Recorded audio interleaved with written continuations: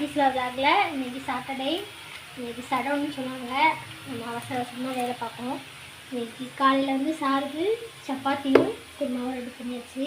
பாப்பா காலைல ஸ்நாக்ஸ் வந்து நேற்றுக்கு அப்பம் கொண்டு போகிறா. மாவு காய்ச்சல் இருக்குது. அடுத்தது சாருக்கு தான் முட்டை ஆம்லேட் போட்டாச்சு. அதுக்கப்புறம் உருளைக்கிழங்கு சிப்ஸ் போட்டிருக்கேன். முடிச்சு எடுக்கிறேன்.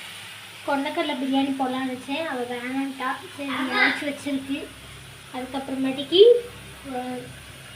உருளைக்கிழங்கு ஃபிங்கர் சிப்ஸ் போட்டு வச்சுருக்கு. பாப்பாக்கும் சாருக்கு எடுத்துக்கிட்டு போனோம். தக்காளி சாதம் தான் ரெடி ஆகிட்டு. தக்காளி சாதம் சாப்பாடு நல்லா இருக்கா? சூப்பராக இருக்குமா. இதில் தான் எடுத்துக்கிட்டு போகிறேன் ஒரே பாக்ஸ். இப்போ மாவு வந்து அரைச்சி வச்சுட்டு காலையிலேயே நேற்று மாவு அரைக்கலையா, அதனால் பாதி மாவு எடுத்து ஃப்ரிட்ஜுக்குள்ளே வச்சிட்டேன். ஏன்னா காலை அரைச்சனா பிடிச்சிரும் அப்படின்ட்டு வெள்ளனே ஒரு 5:30க்கெலாம் போட்டுவிட்டேன். 5 மணிக்கெலாம் போட்டுவிட்டேன். 5:30க்கு 5:45 உளுந்தள்ளியாச்சு. அதுலேயே அரிசியாக அரைச்சல்லி மதிய சாப்பாடு இப்போ தான் ரெடி பண்ணுறேன். ரசம் வச்சாச்சு.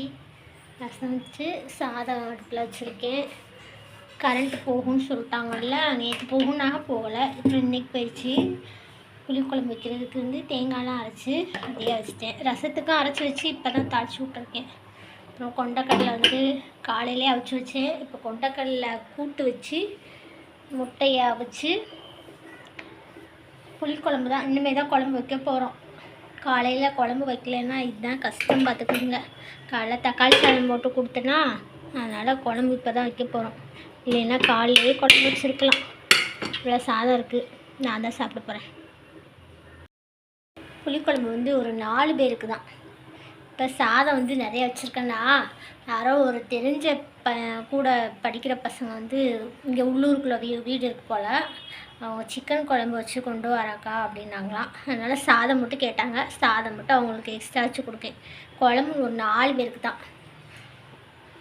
எங்களுக்கு சேர்த்து ஒரு 6 பேருக்கு. அவ்வளோதான் இன்றைக்கி சமையல் எங்கள் வீட்டில். இன்றைக்கி நம்ம மெஸ்ஸில் இவ்வளோதான் சாப்பாடு.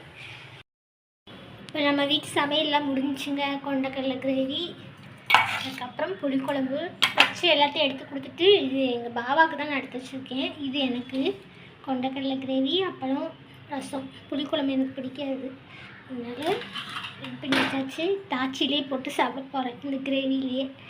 அப்புறம் இந்த சாதம் வந்து பாபாவுக்கு தான் கொஞ்சம் போல். தக்காளி சாதம் காலைல வச்சதும் கொஞ்சம் போல் இருக்குது. அவ்வளோதாங்க. சிக்கன் குழம்பு ஒரு பசங்களுக்கு. அவ்வளோதாங்க எங்களோட இன்னைக்கு சமையல் முடிஞ்சிச்சு. நீ கொஞ்சம் சாப்பிட்டு எனக்கு கொஞ்சம் தானே பாப்பா. நம்ம படத்துக்கு தானே போகிறோம், எங்கேயோ போகிறோன்னு சொல்கிறேன். அடல் தேட்டர் பேர் என்ன பாப்பா? பெரிசன் பிளாஸா. இந்த இது பேர் தான் பெரிசன் பிளாஸா? இந்த தேட்டர் பேர் பெரிசன் பிளாஸா? அப்படியா?